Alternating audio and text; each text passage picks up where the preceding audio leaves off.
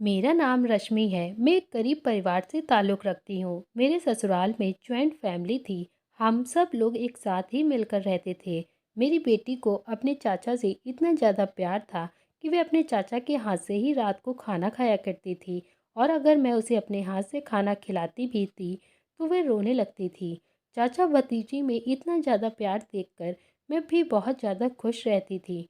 लेकिन हैरत की बात तो यह थी कि जब मैं अपने देवर के रिश्ते की बात करती थी तो मेरी बेटी कोई ना कोई कमी निकाल कर उसको इनकार कर दिया करती थी। एक दिन बेटी के कमरे में देवर के कपड़े पहनकर मैं चली गई थी। अभी मुझे उनके कमरे में आए हुए 10 मिनट ही हुए थे कि अचानक मेरी बेटी ने आते ही एक ऐसी बात कही जिसे सुनकर मेरे पैरों तले से तो जमीन ही निकल गई थी। कभी कभी माता पिता अनजान रहते हैं और उनके बच्चे ऐसा काम करने लगते हैं जिनके बारे में माता पिता जानते ही नहीं, बिल्कुल अनजान रहते हैं। मेरा पति इस दुनिया से बहुत जल्द ही मुझे छोड़कर चला गया था। भगवान ने मुझे खूबसूरत सी बेटी दी थी और मेरे ससुराल में मेरा एक देवर भी था जो मेरे पति की उम्र से बहुत ज़्यादा छोटा था। एक औलाद होने के बाद ही मेरा कोई भी बच्चा नहीं हुआ था और मेरे पति मेरी शादी के 8 साल बाद ही मर गए थे। मेरे पति दो भाई थे। देवर जिसका नाम राजीव था, जिसने हमेशा मुझे अपनी माँ के समान समझा था क्योंकि मेरे पति के माता पिता इस दुनिया में नहीं थे। शादी के बाद मैंने अपने देवर की बहुत इज्जत और उसका बहुत ख्याल रखा था। हम पहले तो एक गांव में रहा करते थे। वहाँ के लोग हमें बहुत ज़्यादा तंग करते थे। हम गरीब लोग थे, इसीलिए अपने मोहल्ले को छोड़कर ऐसे जा भी नहीं सकते थे। मैं विधवा थी, इसी वजह से लोगों ने मुझे किसी तरह के ताने देने में कोई कमी नहीं छोड़ी थी। बल्कि एक बार तो मेरे पड़ोस में रहने वाली रागनी भाभी मुझ पर इल्ज़ाम लगाने लगी थी कि उनके पति के साथ मेरा अफेयर चल रहा है। मैं बहुत ज़्यादा खूबसूरत थी, इसी वजह से अपनी पड़ोसन को बहुत बुरी लगती थी। मेरे आसपास के जितने भी घर थे सभी में मेरी तारीफ की जाती थी। यह बात उनको बिल्कुल भी पसंद नहीं आती थी, इसीलिए वे मुझे लोगों की नज़रों में गिराने का कोई ना कोई बहाना ढूंढती रहती थी। उस टाइम मेरी बेटी बहुत छोटी थी और मेरा पति भी मर चुका था। इसी वजह से मैं अपने आप को बहुत ज़्यादा अकेला समझती थी। वो ऐसे इल्ज़ाम लगा देती थी कि जिसको गांव के लोग सच समझ लिया करते थे और मुझे कैरेक्टरलेस भी कहते थे। बात मेरी बेटी के नाम तक भी आने लगी थी कि बड़े होकर इसकी बेटी कैसी होगी। मेरे गांव के लोगों का कहना था कि वे मेरी शादी गांव के किसी गरीब मर्द के साथ कर देंगे। मैं नहीं चाहती थी कि मेरी दूसरी शादी हो क्योंकि मेरी बेटी बहुत छोटी थी और मैं नहीं चाहती थी कि कोई और दूसरा मर्द जो मेरी बेटी को स्वीकार ना कर सके, मैं उस इंसान से शादी कर सकती हूँ। मुझे अपनी बेटी की परवरिश की चिंता लगी रहती थी और यह सारी परेशानी मेरे पति के मरने के बाद ही शुरू हुई थी। मैं बहुत ज़्यादा परेशान हो गई थी और मेरी शादी मेरे देवर के साथ भी नहीं हो सकती थी क्योंकि वह मुझसे उम्र में बहुत ज़्यादा छोटा था। मेरा देवर बहुत समझदार और बहुत अच्छा इंसान था और मेरी भी बहुत ज़्यादा इज्जत किया करता था।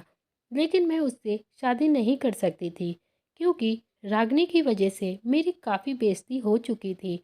इस गांव में रहते हुए कभी भी मैं अब खुशहाल नहीं रह सकती थी। एक दिन तो बात बहुत ज़्यादा हद से ज़्यादा बढ़ गई थी। रागनी ने मुझे सारे गांव में मशहूर कर दिया था कि मैं अपने घर में गैर मर्दों को मिलने के लिए बुलाती हूँ। मेरे देवर को जब यह बात पता चली तो वे कहने लगा, भाभी मुझे आप पर बहुत ज़्यादा भरोसा है। हम इस गांव को छोड़कर कहीं और चलते हैं। यहाँ आपको बहुत ज़्यादा बदनामी हो चुकी है। मैं नहीं चाहता कि हमारी पिंकी का बचपन इसी बदनामी में मिलते रहे। रागिनी बहुत बुरी औरत है। उसने आपके सारी गांव में बेइज्जती और बदनामी करवा दी है। अब हमारा यहाँ पर रुकना बहुत ही ज़्यादा मुश्किल हो गया है। मैं आपकी मदद करना चाहता हूँ। हम लोग इस घर को छोड़कर कहीं और रहने के लिए चलेंगे। राजीव ने कहा कि भाभी दुनिया बहुत बड़ी है, हम कहीं भी इज्जत से रह लेंगे, यहाँ पर बेइज्जती होकर नहीं रह सकते हैं। मेरे देवर ने कहा कि भाभी मैं अपनी भतीजी और आपसे बहुत ज़्यादा प्यार करता हूँ। मेरे लिए अब इस दुनिया में आप दोनों ही रह गए हैं। हालात ऐसे हो गए हैं कि अब हमारा यहाँ पर रुकना बहुत मुश्किल हो गया है। हर कोई आपको गंदी नज़र से देखने लगा है और देखता है तो हर कोई मुझे भी किसी न किसी तरह से बेइज्जत करना रहता है।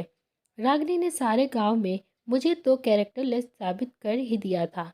यहाँ तक कि यह भी कहा था कि घर में रहते हुए मैं अपने कम उम्र के देवर पर भी गंदी नज़र रखती हूँ। दूसरे मर्दों के साथ रिश्ता बनाने के लिए मैंने अपने पति को मार दिया है और हम गांव छोड़कर अब दूसरे शहर चले गए थे। वहाँ हम एक किराए के घर में रहने लगे थे और मैंने एक स्कूल में पढ़ाना शुरू कर दिया था और हम तीनों खुशी खुशी रहने लगे थे। जिंदगी अच्छी गुजर रही थी और देखते ही देखते मेरी बेटी 19 साल की हो गई और मैं अपनी बेटी की शादी जल्दी कराना चाहती थी और एक दो रिश्ते भी देख लिए थे, मगर मेरा देवर कोई ना कोई बहाना करके शादी के लिए मना कर देता था। एक दिन पिंकी की टीचर का फ़ोन आया। उन्होंने बताया कि पिंकी 2 दिन से स्कूल नहीं गई है। मैंने घर आकर पिंकी को बहुत डांटा तो मेरा देवर कहने लगा कि मुझे माफ़ कर दो, मैं आपसे माफ़ी मांगता हूँ भाभी, और पिंकी को भी माफ़ कर दो। इसमें पिंकी की कोई गलती नहीं है, बस मेरा दिल कर रहा था, इसीलिए मैंने पिंकी से कॉलेज से छुट्टी लेने के लिए कहा था और हम लोग एक दिन पार्क चले गए थे। इन दोनों का बिहेवियर न जाने अजीब सा क्यों था। यह लोग पता नहीं क्या कर रहे थे और कुछ दिन से मैं नोटिस कर रही थी कि मेरी बेटी अजीब अजीब तरह की हरकतें घर में भी किया करती थी। मैं अब इन दोनों से बहुत ज़्यादा परेशान हो गई थी और दोनों पर कड़ी नज़र रखने लगी थी। यह दोनों घर में हंसी मजाक करने लगे थे तो कभी आपस में 2-2 घंटे बैठकर बातें करते थे। चाचा भतीजी में कुछ ज़्यादा ही मोहब्बत हो गई थी। इन दोनों को एक दूसरे के अलावा और कोई दिखाई ही नहीं देता था। पिंकी के लिए एक और रिश्ता देखना शुरू कर दिया था और मैंने अपने देवर को कहा था, अगर लड़के में कोई कमी दिखे तो मुझे बताना। उन लोगों के सामने कोई तमाशा बनाने की कोई ज़रूरत नहीं है, क्योंकि तुम इतना नहीं जानते हो कि ऐसा करने से तुम्हारे अपनी भतीजी की ही बदनामी होगी और इस तरह से तुम्हारी भतीजी के रिश्ते आने भी बंद हो जाएंगे। यह बात सुन मेरे देवर ने बड़ी अजीब सी बात कही। उसने कहा कि मेरी भतीजी को रिश्ते की कोई कमी नहीं है। मैंने राजीव से कहा कि क्यों, रिश्तों की क्यों ज़रूरत नहीं है। वो बोला, बस मेरे मुंह से निकल गया, ऐसे भी कोई बात नहीं है भाभी। मैं तो अपने देवर और अपनी बेटी से बहुत ज़्यादा परेशान हो गई थी।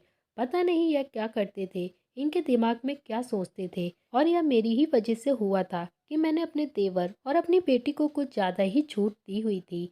इस बार मैंने अपनी बेटी के लिए जो रिश्ता ढूंढा था उसमें कोई गलती निकाल ही नहीं सकता था। लड़का बहुत कम उम्र का था, देखने में भी बहुत हैंडसम था और अमीर परिवार से ताल्लुक़ रखता था। उसके माता पिता बैंक में नौकरी करते थे। उम्र भी ज़्यादा बड़ा नहीं था, बल्कि उसकी उम्र के बराबर ही होगा। लड़के वालों को मेरी बेटी भी बहुत पसंद आ गई थी, क्योंकि मेरी बेटी पिंकी बहुत ज़्यादा खूबसूरत थी। मैंने जब अपने देवर की तरफ देखा तो कोई गलती नहीं निकाल सकता था, मगर राजीव चेहरे से बहुत ज़्यादा परेशान लग रहा था।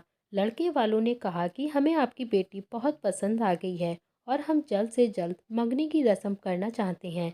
शादी करके आपकी बेटी को अपने घर लेकर जाना चाहते हैं। मुझे यह बात सुनकर बहुत ज़्यादा खुशी हुई थी। उनके जाने के बाद मेरा देवर कहने लगा, हम यहाँ पर भी कोई रिश्ता नहीं करेंगे। मैंने राजीव की तरफ हैरान होकर देखा और जैसे कि वह मेरी बेटी की शादी होने ही नहीं देना चाहता था। मैंने कहा, क्यों क्यों नहीं करेंगे, क्या खराबी है इस रिश्ते में? मैंने कहा, ऐसे रिश्ते तो बड़े नसीब वालों को मिलते हैं। इतना पढ़ा लिखा रिश्ता है कि मैं तो यहाँ पर अपनी बेटी की शादी करने के लिए तैयार हो गई हूँ और तुम्हारी भतीजी के भाग जाग चुके हैं। मैं तो अपनी बेटी की शादी इसी परिवार में करूँगी और वह भी जल्द से जल्द, ये रिश्ता हमारे हाथ से निकल ना जाए। मैंने तो अपने देवर से और अपनी बेटी से दोनों से ही यह बात कह दिया था कि शादी यहीं होगी और मेरी इस बात पर दोनों ही खामोश हो गए थे। मैंने उनकी खामोशी को हाँ समझ लिया था।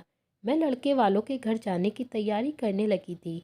पिंकी के लिए भी एक अच्छा सा सूट निकाल लिया था और अपनी भी खूब अच्छे से तैयारी कर ली थी। लेकिन जब 2 दिन बाद हमें उनके घर पर जाने के लिए निकलना था तो ना तो घर पे मेरा देवर राजीव था और ना ही पिंकी। दोनों ही घर से यह कहकर निकले थे कि दोनों लड़के वालों के लिए और उनकी फैमिली के लिए गिफ्ट लेने के लिए जा रहे हैं, क्योंकि खाली हाथ जाना अच्छा नहीं लग रहा था। लेकिन दोनों को मार्केट गए हुए 2 से 3 घंटे बीत चुके थे। अभी तक वे घर पर वापस नहीं आए थे। उन लोगों ने हमें दोपहर के खाने पर बुलाया था और दोपहर के टाइम 3 बज चुके थे। जाने का टाइम भी निकला जा रहा था और वे लोग रात के 8 बजे घर आए और अपने अपने कमरे में जाकर बंद हो गए। मेरे देवर ने कभी भी मुझसे ऊंची आवाज़ में बात नहीं की थी और ना ही वे मेरी मर्जी के खिलाफ कभी गया था। आज फिर उसको क्या हो गया था? सारी रात मैं जागती रही और परेशान थी। मैंने यह भी देखा था कि कभी राजीव मेरी बेटी के कमरे में सारी रात नहीं बैठता था। ना जाने यह लोग आपस में क्या खिचड़ी बना रहे थे। फिर मैंने पिंकी से कहा, तुम मेरे कमरे में जाकर सो जाओ, मुझे आज तुम्हारे कमरे की सफाई करनी है। पिंकी मेरे कमरे में जाकर सो गई और फिर मैंने पिंकी के जैसे सूट पहन लिया था और उसके कमरे में जाकर बेड पर लेट गई थी। मैं ऐसे एक्टिंग कर रही थी जैसे पिंकी लेटी है। मेरे जाने के लगभग 2 घंटे बाद राजीव भी पिंकी के कमरे में आ गया था। उसने अंधेरे में मेरे करीब आकर कहा, क्या हुआ, आज इतनी जल्दी सो गई हो? आज तो बहुत सारा काम करना है। मैं एक्टिंग कर रही थी कि जैसे मैं जाग गई हूँ, लेकिन मैंने अपना चेहरा ढका हुआ था और कमरे में भी अंधेरा था, जिस वजह से मेरा देवर कहने लगा, अभी सिर्फ 24 घंटे ही बाकी हैं। हमें किसी से भी डरने की या छुपाने की कोई ज़रूरत नहीं है। हम तो जो करेंगे खुल्लम खुल्ला करेंगे और भाभी भी हमें नहीं रोक पाएंगी। आज मैं इतना खुश हूँ कि तुम्हें क्या बताऊँ। मैं सोच भी नहीं सकता था कि हम इतने खुशकिस्मत हो सकते हैं। मैंने तो अपने फ्यूचर की प्लानिंग भी शुरू कर दी है और तुम देखना, शादी के बाद हमारी ज़िंदगी बहुत आसान और हसीन हो जाएगी। शादी की बात सुनते ही मेरे पैरों तले से ज़मीन निकल गई थी और मेरा देवर यह किस तरह की बातें कर रहा था, वह भी अपनी बेटी जैसी भतीजी के साथ। वह कहने लगा, तुमने अपनी शादी के कपड़ों का इंतज़ाम तो कर लिया है ना? ऐसा ना हो कि आखिरी टाइम पर तुम शॉपिंग करने की ज़िद करने लगोगी। मैंने तो अपनी शॉपिंग करनी भी शुरू कर दी है। जैसे ही मेरे देवर ने यह बात कही तो मैं झटके से उठ गई और मैंने लाइट ऑन कर दी और अपने देवर के मुंह पर थप्पड़ मारा और उसे कहने लगी कि तुम यह किस तरह की घटिया बातें कर रहे हो? तुम किससे शादी करना चाहते हो? तुम किसकी शादी पर कपड़े पहनने की बात कर रहे हो? यह सब तुम क्या कर रहे हो? मेरे शोर की आवाज़ सुनकर पिंकी भी वहाँ पर आ गई थी और आकर मेरा हाथ पकड़ लिया और कहने लगी, माँ चाचा को मत मारो, मैं आपको सब कुछ बताती हूँ। मैंने अपनी बेटी से चिल्लाते हुए कहा, हाँ बताओ, तुम क्या बताना चाहती हो और क्या समझाना चाहती हो? मैंने तुम लोगों को ज़रूरत से ज़्यादा प्यार दिया, इसी बात का तो तुम दोनों फ़ायदा उठाते हो। यह रिश्ता हमारे लिए बहुत अच्छा था। तुम्हारा चाचा कहीं भी तुम्हारा रिश्ता होने नहीं देता है। तुम लोग घर में गायब हो जाते हो और अब यहाँ बैठकर यह तुम्हारा चाचा किस तरह की बातें कर रहा था? आखिर यह सब कुछ क्या हो रहा है? प्लीज़ तुम दोनों को मेरी कसम है, मुझे सब कुछ बता दो, नहीं तो मैं अपनी जान ले लूँगी। मैंने अपने होश में बिल्कुल भी नहीं थी, लेकिन जैसे ही मुझे राजीव और पिंकी ने बात बताना शुरू किया, मेरे पैरों तले जमीन निकल गई। पहले तो राजीव ने बताया उसको हमारे गांव में रहने वाली लड़की से मोहब्बत हो गई है, जिस गांव ने आपको बहुत ज़्यादा तकलीफ दी है, जिन लोगों का जिक्र आप घर में बर्दाश्त नहीं कर सकती। और तो और रागनी भाभी का जवान बेटा राहुल और पिंकी एक दूसरे से मोहब्बत कर बैठे और पिंकी उसी के साथ शादी करना चाहती है। अब यह कोई इत्तेफाक था या फिर कुछ और, जो हम दोनों आपसे ही नफरत करने वाले लोगों के घर से मोहब्बत कर बैठे। मुझे तो हमारे गांव के मुखिया की छोटी बेटी, जिसकी शादी अभी तक नहीं हुई, उससे मेरी मुलाकात तब हुई थी जब मैं उसके घर पेंट करने के लिए गया था।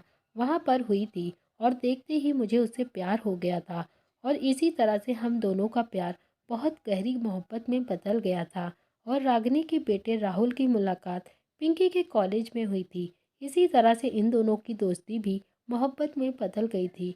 हम दोनों अपने ही गांव के रहने वाले लोगों के साथ प्यार कर बैठे थे, जिनसे आप नफरत करती हो। अगर हम आपको यह बात पहले बता देते तो आप हमारी बात को नहीं मानती। इसीलिए हमने शादी करने का फैसला कर लिया था और यही बात हम एक दूसरे से काफ़ी घंटों तक बैठकर करते रहते थे, क्या करना है और कैसे करना है। और मैं अपनी और पिंकी की शादी के लिए पैसे भी जमा कर रहा था और वे दोनों भी जानते हैं कि उनके परिवार वाले हमारी शादी के लिए कभी नहीं मानेंगे। इसीलिए हम चारों ने घर से भागकर शादी करने का फैसला कर लिया था। कि हम कोर्ट मैरिज कर लेंगे और फिर धीरे धीरे आप सबको यह बात बता देंगे। फिर आप लोग हमें माफ़ कर दोगी। भाभी, हम अपनी मोहब्बत के आगे मजबूर हो गए थे। हम आपको तकलीफ़ नहीं पहुंचाना चाहते। हम क्या करते, क्योंकि हम मोहब्बत करते थे और रागिनी भाभी का बेटा राहुल और गांव के मुखिया की बेटी दोनों ही हमसे सच्चा प्यार करते हैं। तो हम आपकी मर्ज़ी से शादी कैसे कर सकते थे? इसी बीच आप पिंकी का रिश्ता देख रही थी, इसीलिए मैं कोई ना कोई बहाना करके रिश्ता कैंसिल करवा दिया करता था। अब आप जो चाहती हो हमें मंजूर है। उन दोनों की बात सुनकर मेरे आंसू निकल पड़े। जो रागिनी मुझ पर पूरे गांव में बदनाम किया करती थी, आज उसी का बेटा मेरी बेटी से प्यार करने लगा था। उसको छोड़ने के लिए भी तैयार था मेरी बेटी के लिए। आज उसके किए की सज़ा उसके बेटे ने उसको दी थी, वो भी दूर होकर। कि जिस लड़की को वो बदनाम करती थी, जिस लड़की की माँ को बदनाम करती थी, वही लड़की आज उसके घर की बहू बनेगी। मैंने उन दोनों की शादी उनकी पसंद से मंदिर में करवा दी थी और आज हम सब बहुत खुशी खुशी रहते हैं।